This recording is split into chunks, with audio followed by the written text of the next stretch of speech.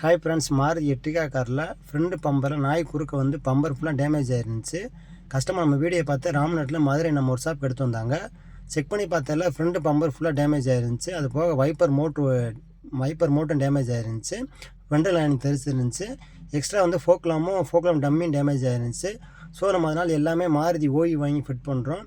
இது ரேட்டெல்லாம் பார்த்தீங்கன்னா எல்லாமே வந்து சீப் அண்ட் பெஸ்ட்டாக தான் இருக்கும். பம்பர்லாம் பார்த்தீங்கன்னா 2300, பெண்டர் லைனிங் ஒரு 500, வைப்பர் மோட்டர் ஒரு 400 கிட்டத்தட்ட எல்லாமே வந்து சீப் அண்ட் பெஸ்ட்டாக தான் இருந்துச்சு. எல்லாமே ஃபிட் பண்ணோம். ஃபிட் பண்ணதுக்கப்புறம் பெண்டர் லைனிங் மாட்டுறதுக்காக பெண்டர் லைனிங் கழட்டின இடத்துல உள்ளே வந்து மண் ரொம்ப அரிச்சு போயிருந்துச்சு. ஸோ இது எப்படி கவனிக்காமல் விட்டுருந்தாங்கன்னா பாடியில் ஓட்டை விழுந்து டோட்டல் பாடி டேமேஜ் ஆகிருக்கும். ஸோ நம்ம ஆரம்பத்திலே பார்த்தனால எந்த விஷயமும் பெருசாக ஆகலை. பார்த்தீங்கன்னா உங்களுக்கு நல்லா தெரியும். செக் பண்ணி பார்த்துட்டு மண்ணெல்லாம் வெளியே எடுத்துகிட்டு பெண்டர் லைனிங் வாங்கி புதுசு வாங்கி ஃபிட் பண்ணுறோம். ஸோ இது ஆரம்பத்திலே பார்த்தனால எந்த விஷயமும் பெருசாகுது. ஸோ அதனால் இதெல்லாம் செக் பண்ணி பார்த்துருங்க. உங்கள் வண்டி இந்த மாதிரி இருந்துச்சுன்னா செக் பண்ணி பார்த்துட்டு கருப்பு கலர் வாங்கி பம்பர் வந்து ஃபிட் பண்ணுறோம். ஃபிட் பண்ணிவிட்டு பெயிண்டிங் ஃபுல்லாக ஃப்ரண்ட் பம்பர் ஃபுல்லாக பெயிண்ட் அடிச்சுட்டு செக் பண்ணி பார்த்துட்டு ஒரு வாட்டர் வாஷ் பண்ணி கொடுத்தேன் கஸ்டமர்கிட்ட. அது போக வண்டி வந்து பம்பர் டேமேஜ் ஆனது மட்டும் இல்லாமல் சென்ட்ரல் செக்கப் ஃபுல்லாக செக் பண்ணி பார்த்தேன். ஆயில், கூலண்ட் ஆயில் எல்லா பல்பும் செக் பண்ணி பார்த்துட்டு ஓட்டி பார்த்துட்டு கஸ்டமர்கிட்ட கொடுத்தேன். கஸ்டமர் சாட்டிஸ்ஃபைடாக இருந்தாங்க.